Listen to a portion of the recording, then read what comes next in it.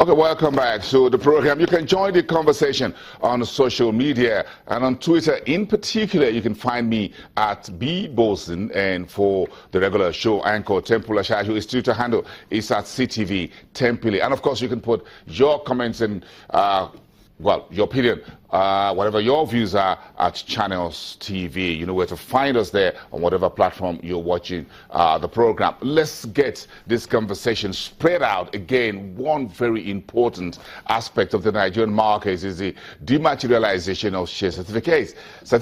What that means is that the paper upon which share numbers are written like a certificate of ownership will be phased out, and that means everything will become electronic. That's what the Central Securities Clearance System says. The deadline to achieve that will no longer be extended from 2016. The exercise started around the middle of last year. Let's bring in Joe Mikilua, who is the head of Information Technology and Operations at the Central Securities Clearance System. Good evening, and nice to have you here on the program, Joe. Good evening. We appreciate your time. Now, first, let's just bring us up to speed. What's been achieved? It's been a bit of a year and a few months since this exercise really get reboosted all over again. What's so much been achieved? Today, we are at 98.6%. Compliance.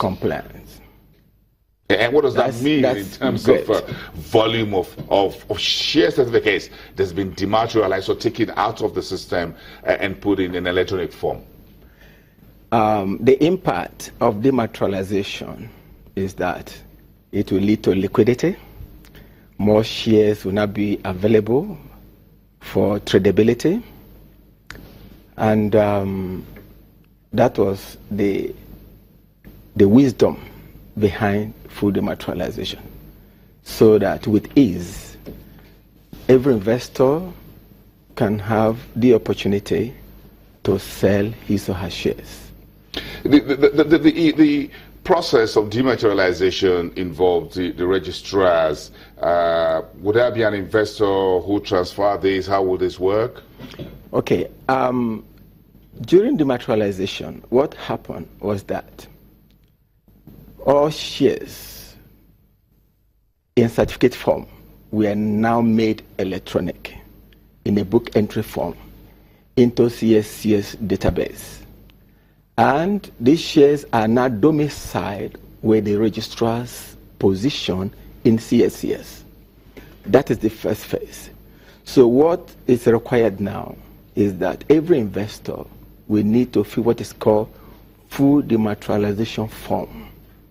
And with that, the shares will now be migrated from the position where they are in CSCS domiciled under the umbrella of the registrars to the stockbroking firm of their choice. And the reason why we adopted that approach is for the fact that an investor may have about 3 stockbroking firms, and he may elect one where all these fiscal certificate shares will be domiciled.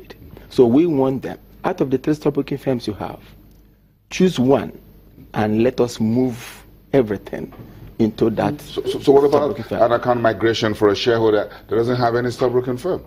Now, a situation where an investor does not have a stockbroking firm, he's expected to approach any stockbroking firm of his choice. That stockbroking firm will now create an account for him or her in the CSCS.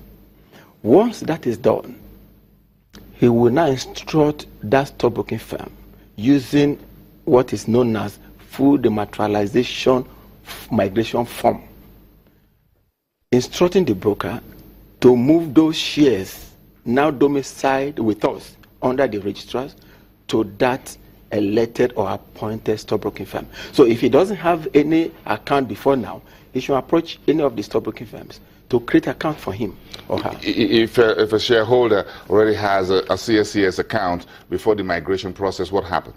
Now, a situation where the investor has only one stockbroking firm account, it will be immediately be migrated to that stockbroking firm he has, since that is only one account. But it is rare to have an investor with only one stockbroking firm, because during the time of IPOs and in the course of buying shares that are scarce in the past, they will open an account with more than 2 stockbroking firms, giving mandate to stockbroking firm A, B, C, so that in case A was able to get the stock and not B. So as a result, many have different stockbroking firms they are patronizing.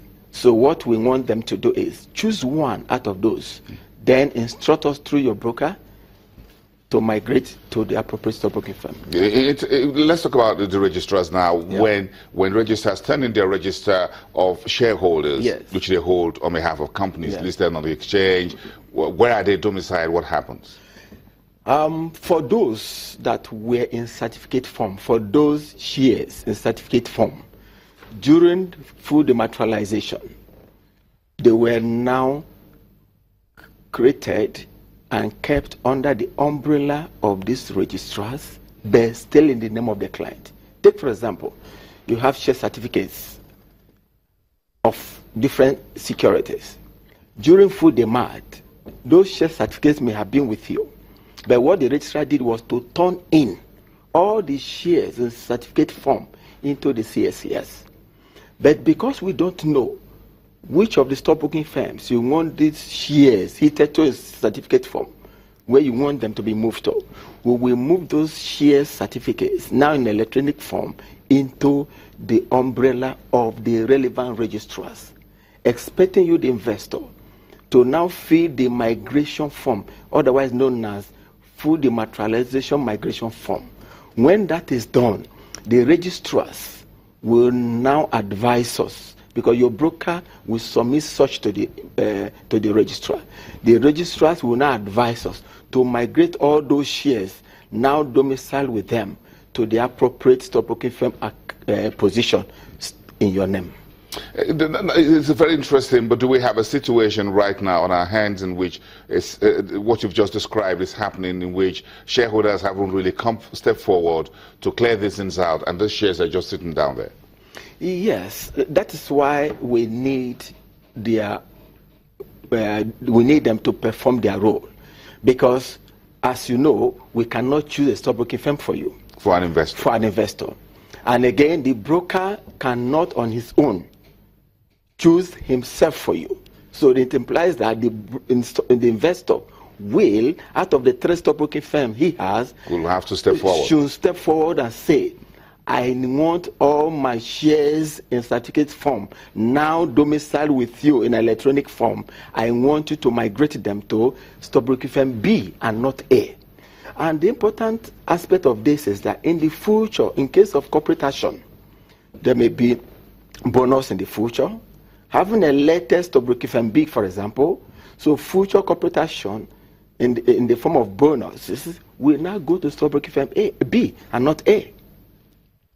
Because we have seen situation that sort of regularizes everything. Yeah, we have seen a situation where many investors will say, "Oh, I want my bonuses to go to stockbroking firm B and not stockbroking firm C or A," despite the fact that that investor has an account in those 3 stockbroking firms, but he elects to use one. When is the deadline, and is it really going to be extended? Yes or no? No, we don't think. That is why we are making efforts to educate the investors, to create the awareness that these shares that are domiciled with the registrars in the CSS depository, that the investors should do the needful. And that needful is approach your stockbroking firm. You'll be given a migration form. Migrate these shares from the position where they are with the registrar under the depository in the CSCS to your stockbroking firm of your choice. In that case, the shares will now be made tradable. As long as it is with the broker registrars under the depository, it is not tradable. If by the deadline you don't have 100% compliance, what will the CSCS do? Well, what we do is we will now migrate them to, for example, we look for an investor and check where the investor has accounts across the stockbroking firms. Okay. In which case, the system will, by default, pick one of the stockbroking firms so where it has a large chunk of shares. Okay. We're going to check with you on or before the deadline. Yes. Jome Kiluwa, General Manager in charge of IT, Information Technology and Operations at the CSCS. We'll be back in a few minutes.